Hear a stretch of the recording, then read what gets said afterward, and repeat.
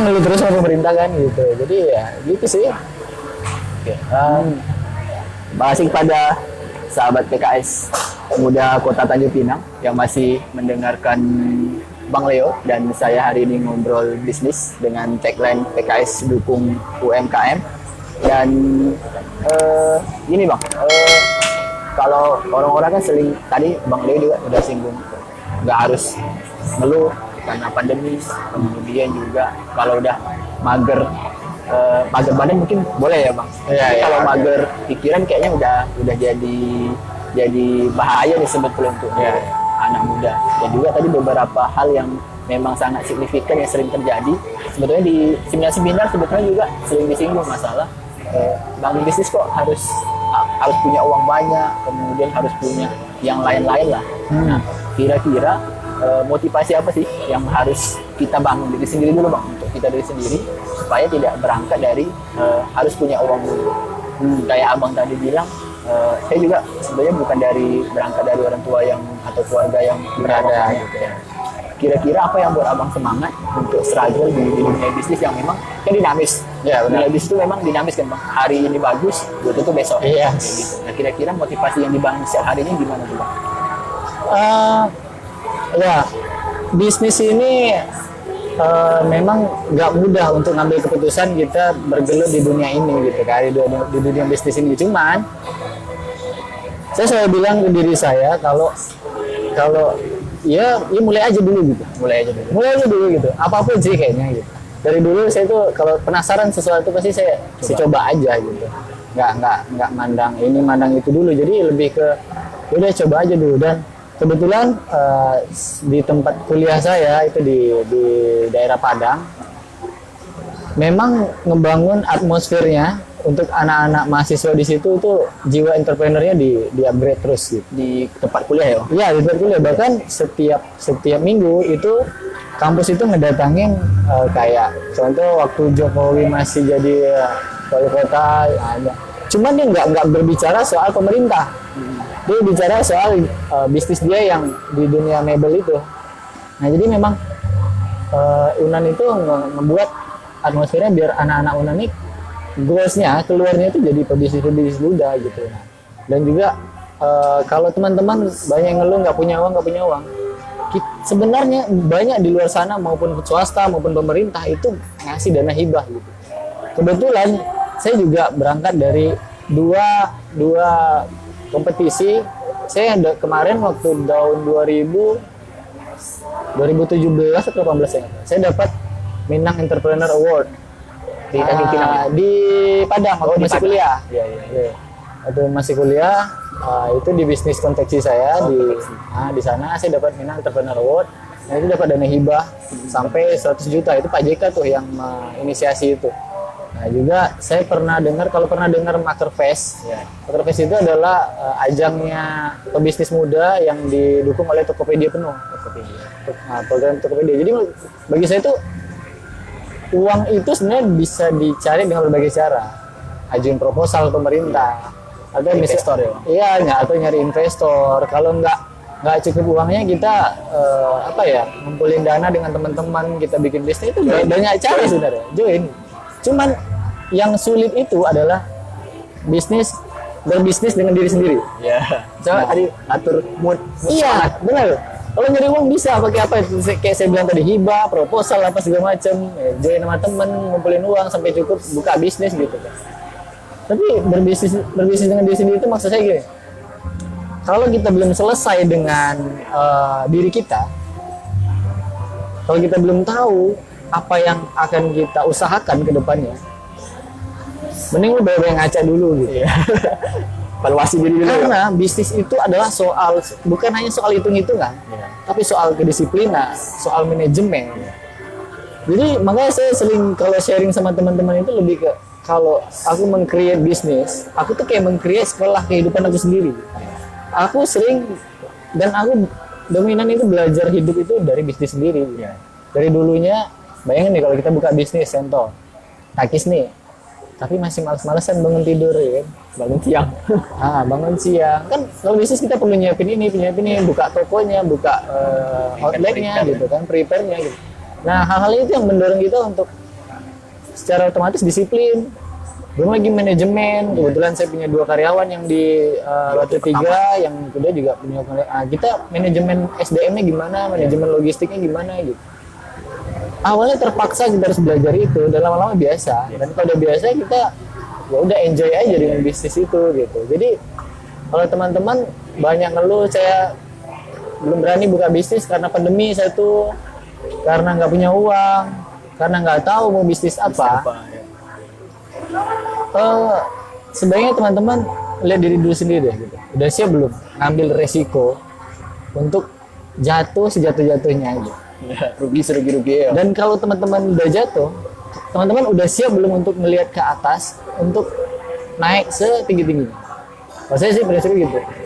Siap jatuh dan siap naik gitu. Karena orang siap jatuh mungkin menakutkan.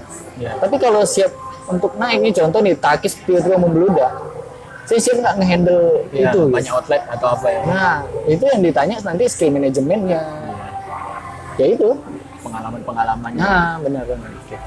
Luar biasa nih diskusi sama Bang Leo terkait memang bisnis-bisnis yang udah beliau lalui dari memang terbentuk dari mahasiswa Bang ya. Memang dari mahasiswa udah berpengalaman banyak lah.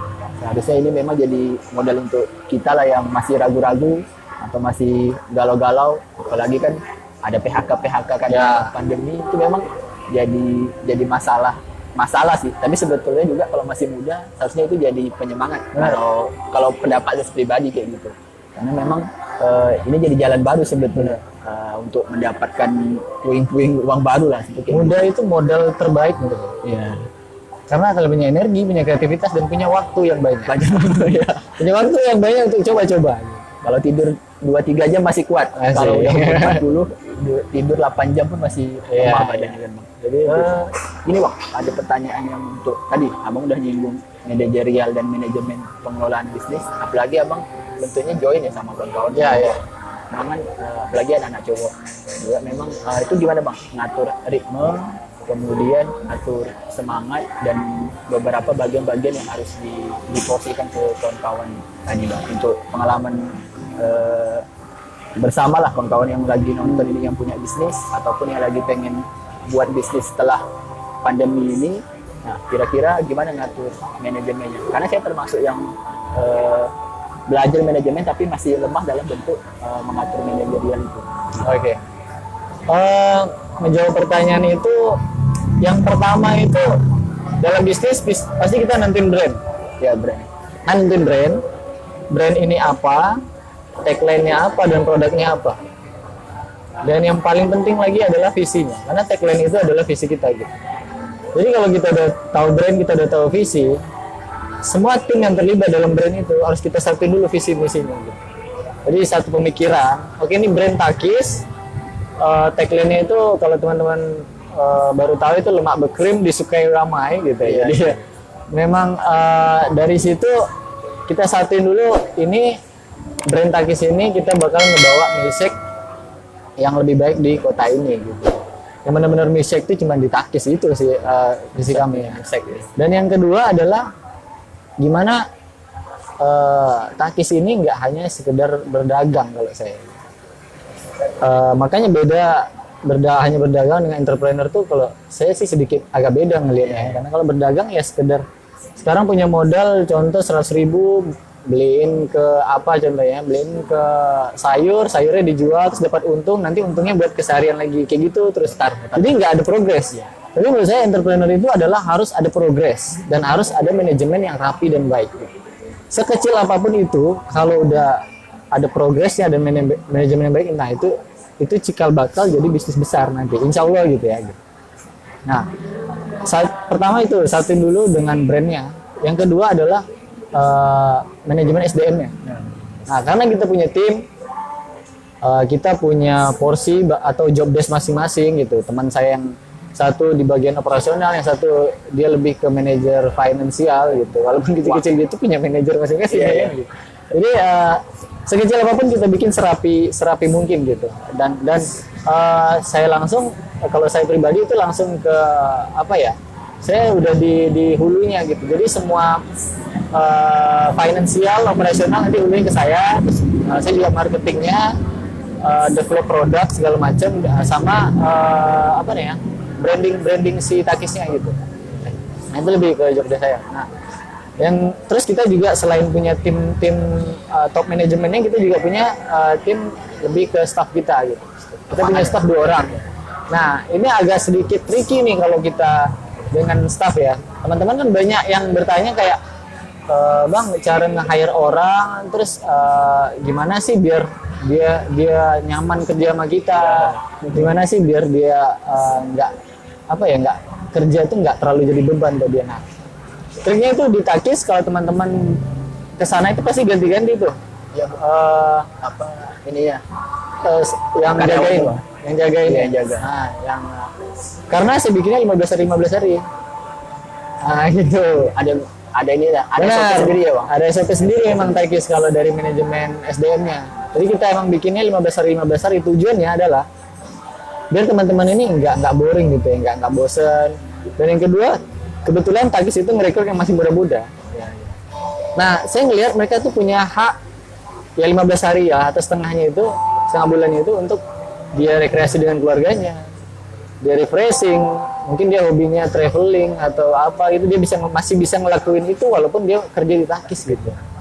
Nah, jadi itu gimana ya? Yang penting kalau moto saya sih, karyawan senang, saya juga senang gitu. Karyawan senang, happy ngelakuin kerjaannya, omset naik, Feedbacknya ke kita. profitnya ke kita, ya udah kita seneng kan gitu. Nah, lebih kayak gitu. Jadi kami juga ngadain family gathering, kadang kita ke pantai jalan bareng-bareng. Customer yang loyal ke Takis kadang kita juga ajak gitu. Teman-teman juga sih sebenarnya, teman-teman dekat kita ajak, kita bareng-bareng gitu, barbekyuan apa segala macam gitu. Yang penting itu gitu. Nah kalau lebih ke manajemen logistik, nah itu sebenarnya itu agak panjang kalau dibahas.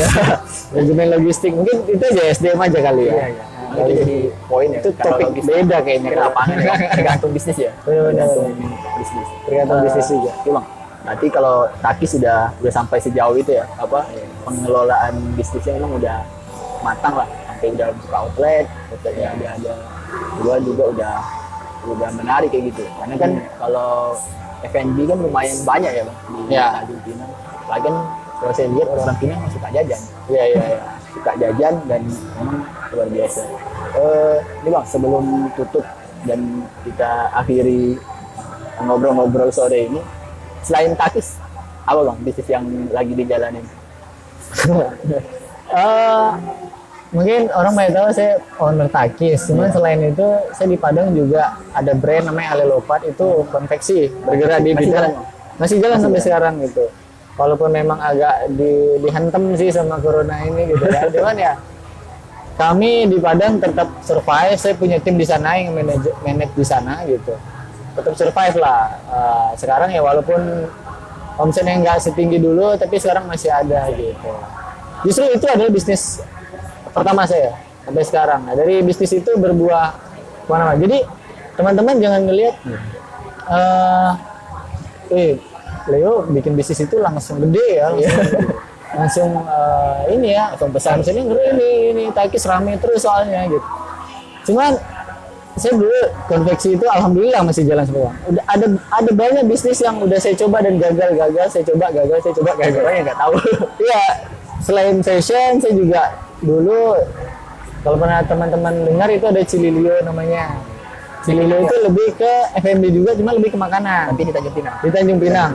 Sebelum itu lagi di Padang sebenarnya. Berarti dari Padang mau bawa? Iya benar. Jadi konsep yang di Padang saya coba di sini, ternyata kayaknya agak kurang berhasil formula yang sama di daerah yang berbeda. Budayanya beda mungkin. Budayanya mungkin beda. Orang Padang mah dikasih pedas-pedas, ini bisnis ini lebih ke yang makanan pedas-pedas.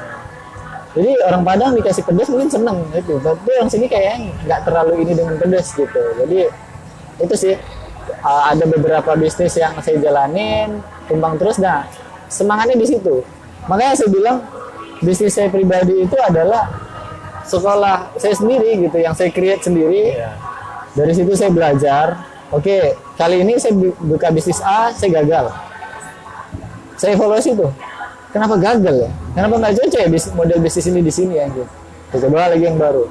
Jadi kayak fashion, F&B, di bidang jasa saya juga pernah. Gitu. Nah, terus Ya walaupun kecil-kecil tapi Ya. minimal itu jadi modal dan pengalaman saya untuk mana tahu ya kan, Takis ini rezeki lancar atau Ale lupa juga lancar, bisa jadi besar, kita nggak tahu dong. Contoh deh kayak Rian, tiba-tiba datang investor, aku punya uang 2 miliar, nih kamu bikin bisnis. Bedanya orang yang udah pengalaman bisnis sama yang baru tahu bisnis, dia nggak tahu 2 miliar itu buat ngapain. Yang dia tahu 2 miliar itu banyak, satu tas duitnya gitu kan. Tapi kalau orang yang udah biasa dengan bisnis, yang udah tahu gimana manajemen bisnisnya gitu, dia tahu 2 miliar ini, oh ya kayaknya aku harus bikin bisnis ini. Dengan modal segini, 30% atau 40%-nya buat modal bangunannya apa segala macam, alat dan bahan segala macam. Jadi udah kegambar gimana ya, secara otomatis aja gitu. Langsung udah, oke aku bisa kayak gitu. Oke aku bisa gitu. Jadi itulah sebenarnya. Makanya saya tekanin lagi, muda itu modal terbesar. Kalian mesti punya banyak waktu buat coba-coba. Coba bisnis ini gagal, coba lagi bisnis ini gagal lagi, nggak apa-apa gitu. Toh saya habis uangnya untuk belajar juga gitu. Iya, bukan untuk orang lain. Bukan untuk orang lain juga gitu ya. Kalau orang hanya ngelihat uangnya, money oriented lah gitu istilahnya gitu. Susah gitu. Karena bagi saya itu bisnis itu gimana ya? Bukan mencetak uang atau seberapa untung sih kalau aku buka bisnis ini. Tapi bisnis itu adalah sesederhana masalah yang kita lihat sebagai peluang. Nah, duit itu bonusnya. Profit itu bonusnya. Benar nggak sih? Kenapa orang buka rumah makan Padang? Karena orang lapar. Masalahnya adalah lapar. Solusinya rumah makan gitu. Begitu. Jadi teman-teman harus terbiasa melihat masalah itu sebagai peluang. Itu sih kalau tips ya dari saya. Kalau mau mulai bisnis yang muda-muda, ya, kalian masih muda, masih punya banyak energi, waktu, kreativitasnya dirasa lagi ya, apapun masalah bisa ya, kalau kasarnya masalah ini bisa diduitin. Jadi luar biasa ini, tak ada habis-habisnya kalau ngobrol hari ini. Memang cukup panjang dan memang menarik kalau bicara soal bisnis. Nanti bisa kita sambung di lain waktu bang. Siap. Ini pengalamannya mahal. Karena kalau mau jumpa pebisnis biasanya waktunya nah, mungkin hari ini untuk terkait tema di awal bulan ini, untuk hashtag tagline dari PKS dukung UMKM bersama Bang Leo, berani buka bisnis di masa pandemi, cukup ilmu yang sangat luar biasa lah. Ini menurut saya pribadi aja, ini tak ada habis sih kalau saya ngobrol di sini. Karena kawan-kawan yang lain di belakang udah. Karena udah cukup panjang, nanti bisa kita obrolkan dan kita buat, mungkin kita bisa buat sharing sama kawan-kawan kan. Boleh. Di Tanjung Pinang. Iya, saya juga ini sih membuka beberapa teman yang kemarin mau buka bisnis tuh, teman-teman junior juga lah. Mereka datang ke Takis sharing. Saya juga terbuka buat kalau teman-teman mau sharing, datangnya ke Takis atau DM Instagram atau apa sih, nggak apa-apa. Oke. Seragamnya bang? Bang Leonardo William Pratama. Leonardo William Pratama, keren nih nama bang.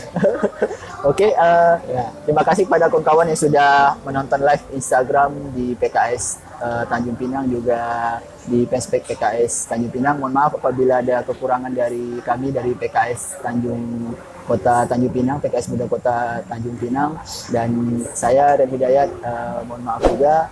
Saya tutup dengan wabillahi taufiq wal hidayah. Wassalamualaikum warahmatullahi wabarakatuh. Waalaikumsalam.